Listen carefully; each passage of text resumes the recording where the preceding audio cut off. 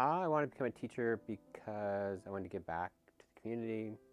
I felt it would be a good challenge and would never be boring. I always wanted to be a teacher. I just love working with children. I especially love teaching them reading. And when the light bulb moment happens and the reading all comes into place and they just get rolling on reading through books, and just I've always, enjoyed that, and I love my job. I wanted to help all the kids in the way I was helped when I was in school.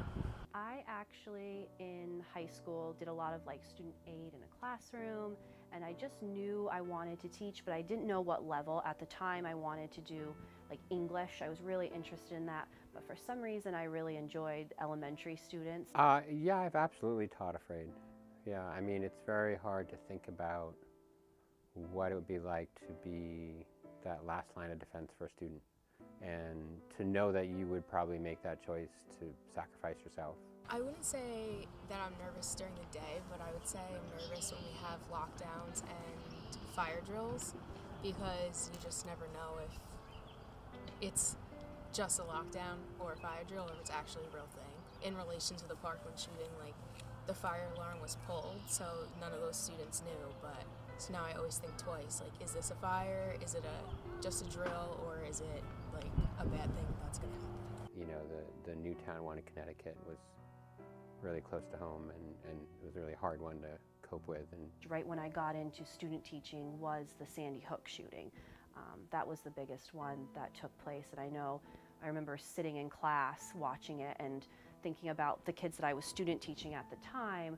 What are they going to have to grow up with if this is the trend of what's happening? Newtown, Connecticut, because of all those little children, and thinking about those teachers that put themselves as martyrs for those children, so that those children didn't die. And then those faces of those little ones that passed away when it never should have happened. yeah, I mean, in teaching 5th and 6th graders, they mostly don't want to talk about it. I think they have an awareness and they've talked about it at home, but they're not really keen on the conversation. That's a scary one. I don't like that idea at all. I mean, I see the point that there are the people that do the school shootings do seem to be cowards, and they do seem to be going after innocent victims that they know are not armed.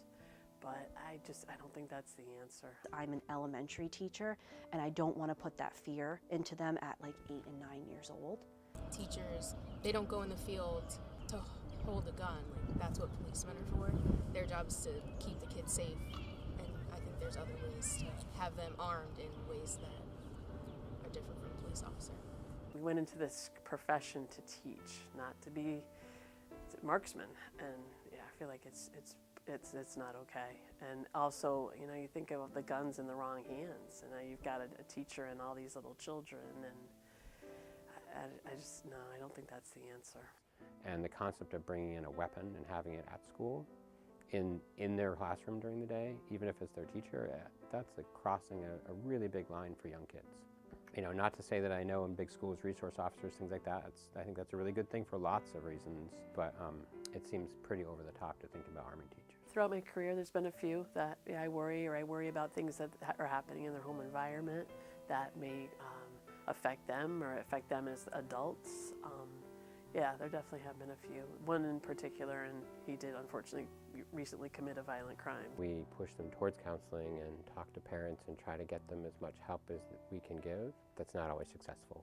There were a lot of instances where you knew that there was something wrong with a certain student, but there wasn't much that you could even do at the school. There wasn't a lot of resources. Funding for mental health and the ability and access for mental health, I mean, we've had students that need residential care, immediate 24-hour residential care, and they don't get it because it's not available. They can sit in the ER for 3 or 4 days waiting for care. And those are the kids that might end up making these terrible choices. It could be an English teacher, but the student could relate to them and feel comfortable going to. They could be gone the next year, and then that's where the spiral starts happening. No, I don't think it's going to change. I think they're going to say what you don't know is best, and don't worry about it, don't teach it, keep it quiet. And I don't necessarily think that's the right thing to do, at least at the high school level. I think we need to, again, make a strong statement and get rid of the guns. We don't need these machine guns. My concern is that it took students to start speaking out before we even just started the conversation. Who's going to make the change are the kids that are in it. not necessarily the adults that are working in it or the adults that have been through it. I think it's the youth that really have to stand up and say, this is not working. We tell our students all the time, speak out. You're the future. You know what is best. You're the only ones that can make that change. And if they're receiving pushback from all of this, they're not going to speak out.